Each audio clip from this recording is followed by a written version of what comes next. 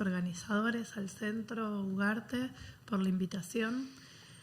Bueno, voy a decir unas... mira, con este el cuadradito, ese, el de esta. Lo que... Uy, un segundito. Ahí está. Este es el libro que me invitaron a presentar. Lamentablemente me lo olvidé, así que tenía en la compu una foto y acá va, pero se consigue en las librerías. Y es un libro que no compite con el de Hugo, sino que retoma muchas de las ideas de Hugo. Hugo me orientó en los comienzos de la investigación. El libro es parte de la investigación de doctorado. Y lo que propongo en el libro son un par de tesis fuertes, unas hipótesis interpretativas de qué fue la reforma. Muchas coinciden con lo que, la mayoría coincide con lo que traía Hugo, así que varias cosas las paso por alto porque ya las estuvo presentando. El libro me hubiera gustado que tuviera imágenes, pero por políticas editoriales no las tiene. Entonces sí les traje las imágenes que me hubiera gustado que los lectores pudieran ver, ¿no? La primera es esta que les quería compartir. Caras y Caretas, una revista de humor político que fue importante en la renovación del periodismo desde fines del siglo XIX. Así caricaturizaba la llegada de la reforma en Córdoba, ¿no? Irigoyen y el ministro de lo que sería hoy ministro de Educación, Salinas, frente a las ruinas de la Universidad de Derecho y de Filosofía y Letras, se llega a ver. ¿Qué propone ahí el texto que aparece abajo? Irigoyen diciéndole al ministro...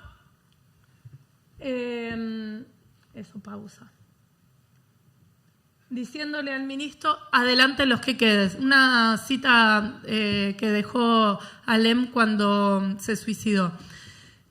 Me interesa esta caricatura. Caras y Caretas representaba un sector de la oligarquía.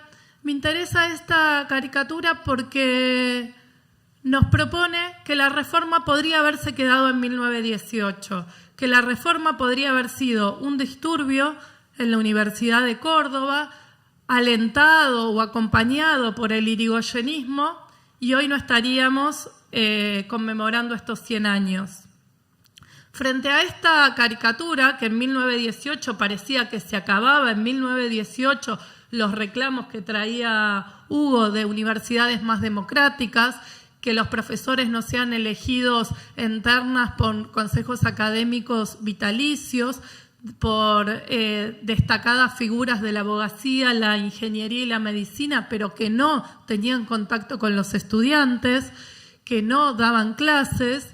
Entonces este reclamo de universidades más democráticas porque tendrían que ser gobernadas por los profesores, elegidos por otros profesores, por graduados y por estudiantes, lo que conocemos hoy como el cogobierno.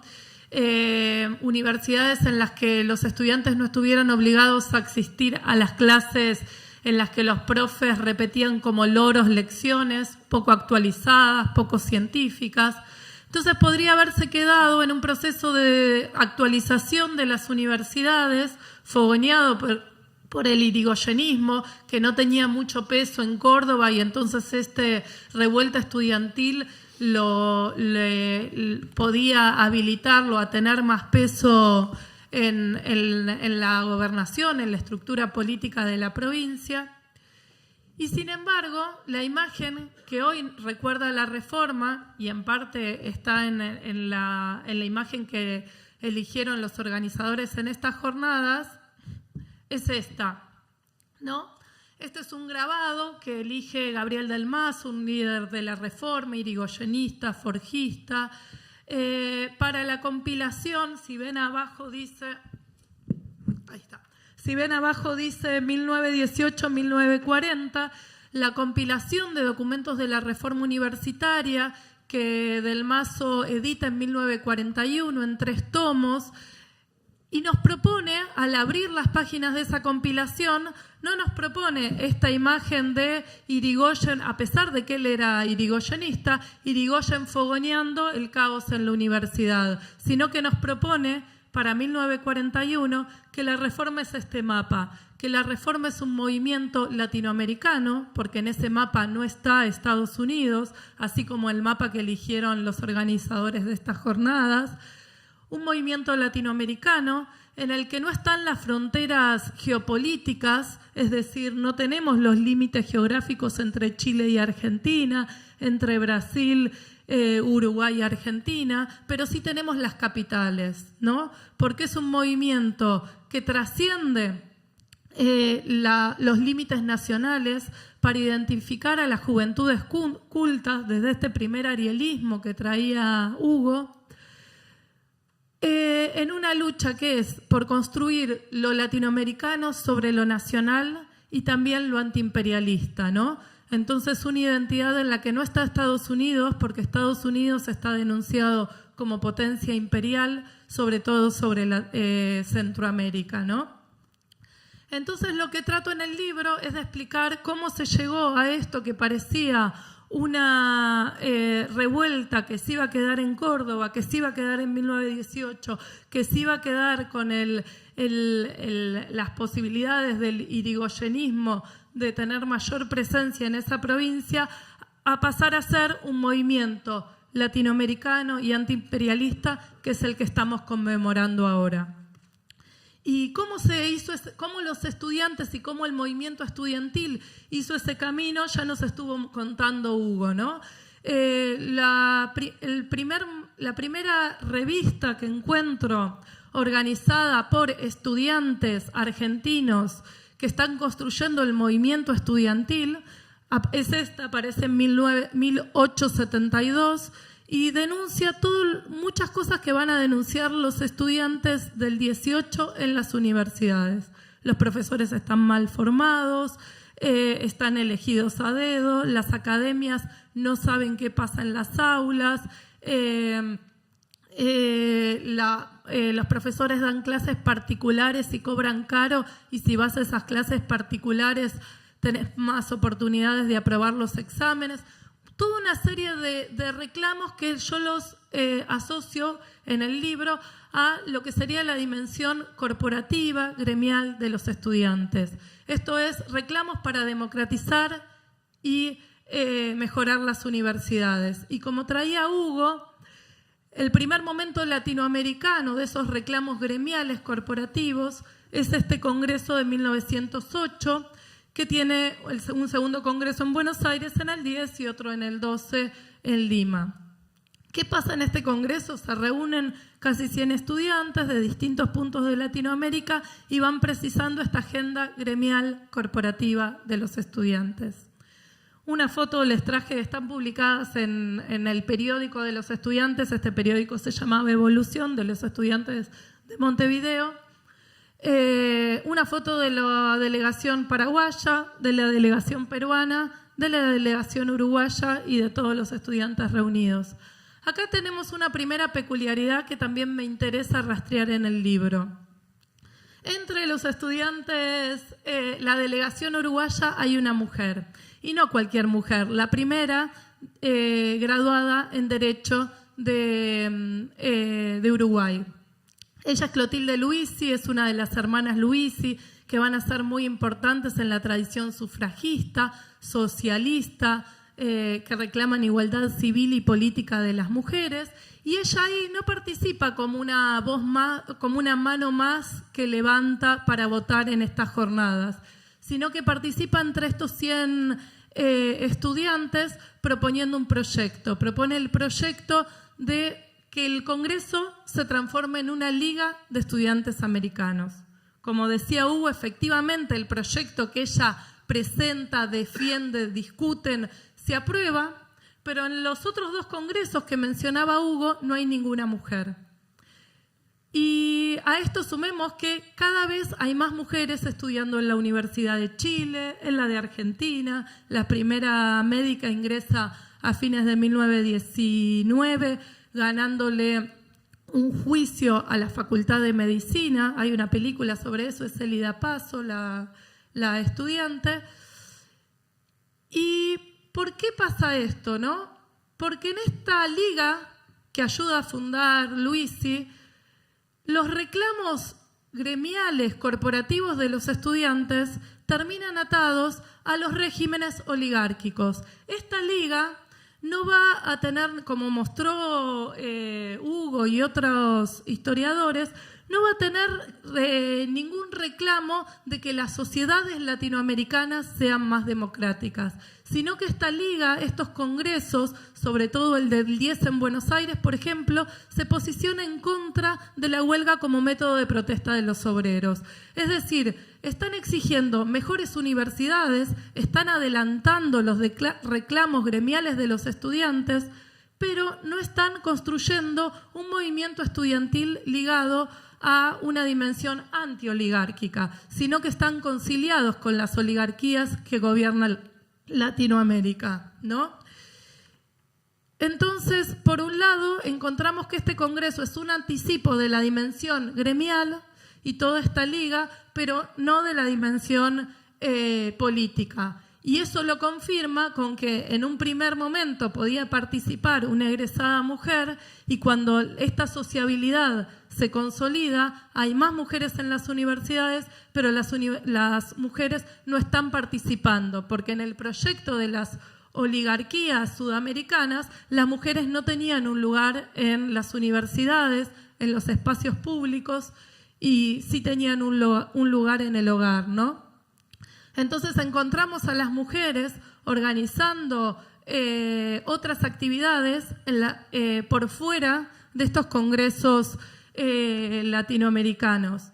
Y solo quería destacar que el primer Congreso Femenino Internacional, que es un hito importante en la historia del feminismo latinoamericano, estuvo organizado no por cualquier mujer, sino por mujeres que eran universitarias y que se autorreconocían universitarias argentinas.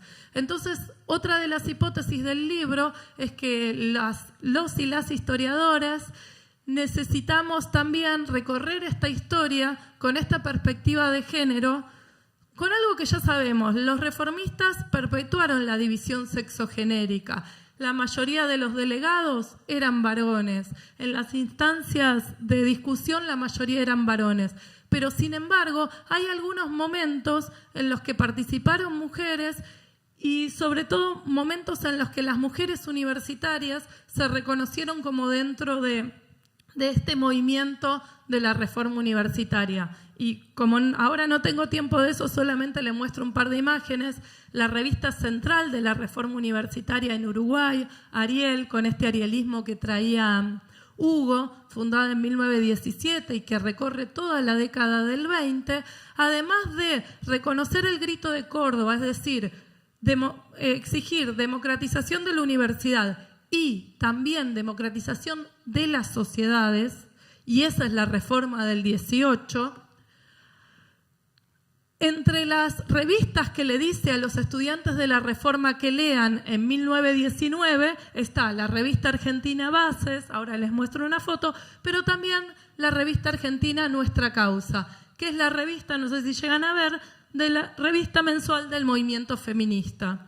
Esas mismas mujeres que en 1910 se reconocían como universitarias y armaron este primer congreso, en 1919 sacaban una revista. Y algunos reformistas consideraban que la lucha de emancipación de las mujeres convergía con la lucha de la reforma universitaria. Otro, Alicia Moró, yendo ahí, si ven en el segundo párrafo, Alicia Moró yendo a la Facultad de Filosofía y Letras, donde había un tercio de mujeres, y estas mujeres eran antirreformistas, pensaban que democratizar la universidad y la sociedad iba a llegar al caos social. Alicia Moró va a hablar de esa universidad llevada por un reformista que nombró Hugo, Gregorio Berman, a hablar de la educación de la mujer y los problemas contemporáneos. Es decir, hay ciertos momentos, y el desafío de los historiadores es encontrar esos momentos donde se cruzó el movimiento de la reforma con el movimiento emancipatorio de las mujeres. Y dos cosas más que les traía sobre esta cuestión, es este Congreso de Normalistas. Como ustedes saben, a los colegios normales, a las escuelas normales, iban las mujeres. 1919, en medio de la expansión de la reforma, las mujeres que están cursando en el colegio normal también se reconocen protagonistas de la reforma universitaria. Entonces, ¿qué hacen? El primer Congreso de Estudiantes Normalistas. El 99% de las congresales que se juntan a discutir cómo llevar la reforma a estas escuelas son mujeres. Y último, que entre los actos que organizaron los reformistas contaron con Herminia Brumana, no como una voz más, sino como la invitada especial al evento un evento que organiza una revista de la Reforma para conseguir financiamiento. Entonces, la primera línea que les quería proponer que articule el libro es esto de que hay un anticipo de la reforma universitaria en 1908, pero es un anticipo gremial, corporativo y no político. Y el segundo es que hay momentos de conciliación entre el momento de la reforma y el movimiento feminista, y es un desafío encontrarlos. 1914, Gregorio Berma y otros jóvenes judíos estudiantes de medicina sacan una revista que se llama Ariel y que junta las dos cosas. 1914, 4 años antes de la reforma, junta democracia universitaria e identidad de los estudiantes antioligárquica, por fuera, separados de estos congresos. ¿Qué pasa? Esta revista saca 4 números, son 20 estudiantes y se desarma. Estos mismos estudiantes van a aparecer en 1918 como protagonistas de la reforma, como líderes de las federaciones universitarias, en los teatros, redactando manifiestos. ¿Qué pasa? En 1914 todavía no están dadas las condiciones para que estos jóvenes que ya están juntando democracia universitaria y democracia política puedan ser recepcionados, escuchados, transformarse en líderes. ¿Qué falta entre 1914 y 1918?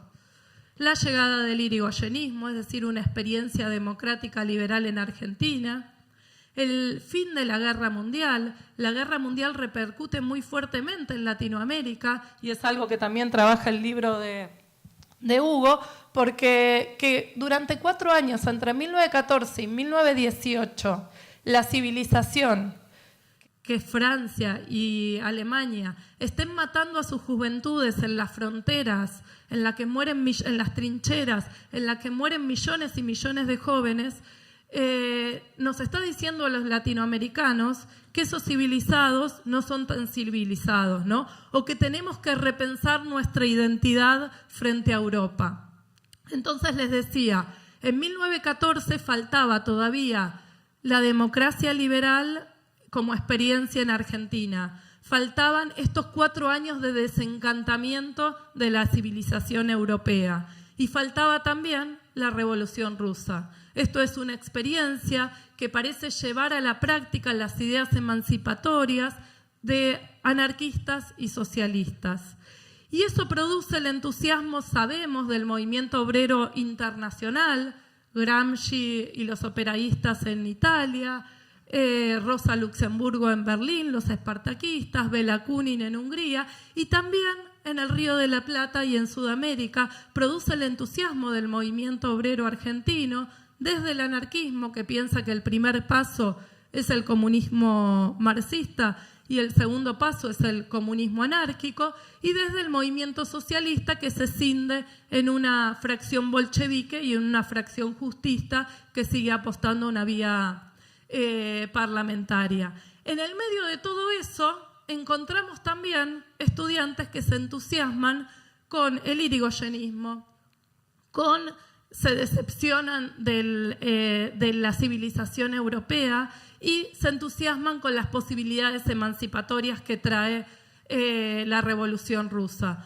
Entonces, ¿qué estaba faltando para que estos estudiantes de 1914, socialistas y que estaban planteando una identidad de los estudiantes antioligárquica, estaban faltando estas tres experiencias.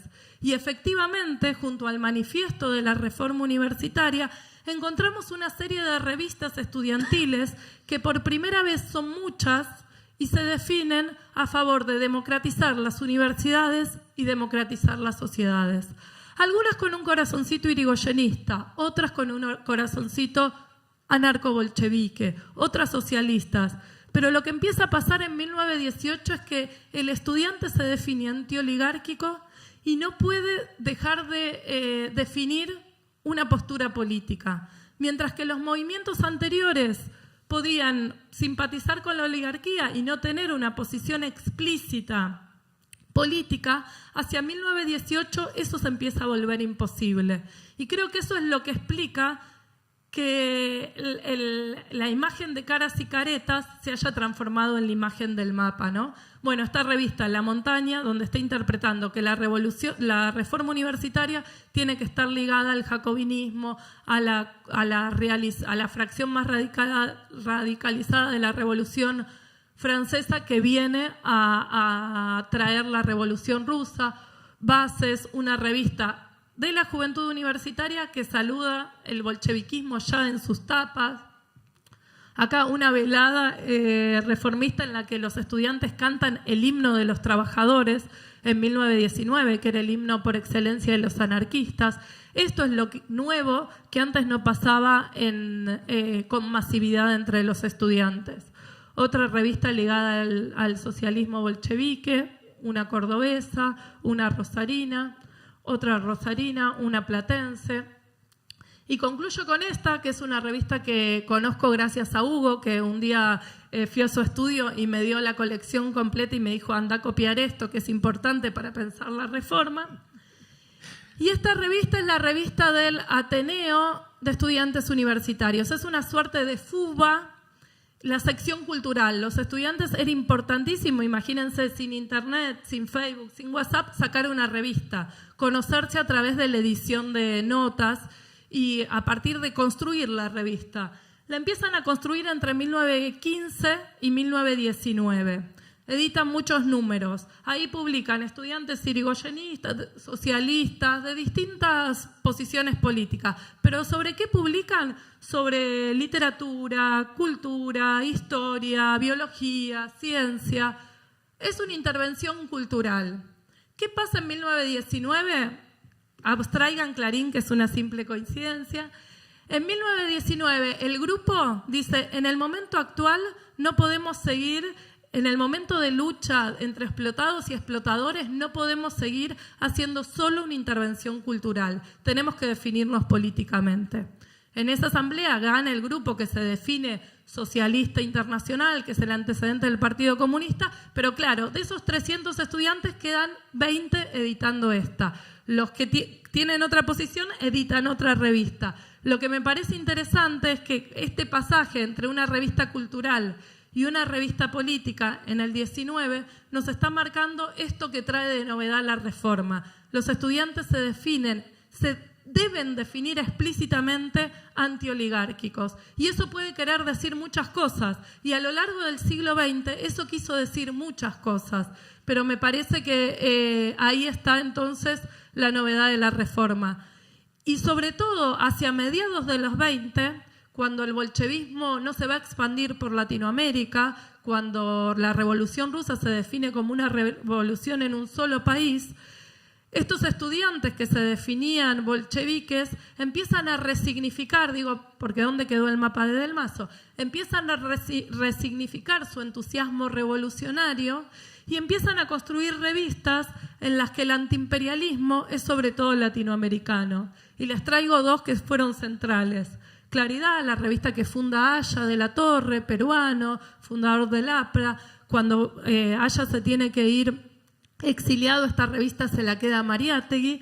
Y fíjense, una revista de los estudiantes de Lima para presentarse, para decir vamos a pensar la reforma universitaria en 1923, tiene que decir, tenemos contactos en Argentina, tenemos contactos en Uruguay, tenemos contactos en México, en Chile, en Ecuador. ¿Se entiende? Ser reformista pedir la democracia universitaria para 1923 es también ser latinoamericano, mostrarlo, exaltarlo. Y la última, también súper conocida, Amauta, la revista de Mariátegui, porque la revista de Mariátegui, además de eso, junta la reforma con el indigenismo y con las vanguardias estéticas. Entonces 1918 es el punto de cruce, la hipótesis que tengo entonces a lo largo del libro, porque lo que se construye es unir esta agenda que existía de democracia universitaria a identidad antioligárquica. Y eso nos sigue interpelando y nos sigue llamando a repensar qué es esa identidad antioligárquica. Muchas gracias.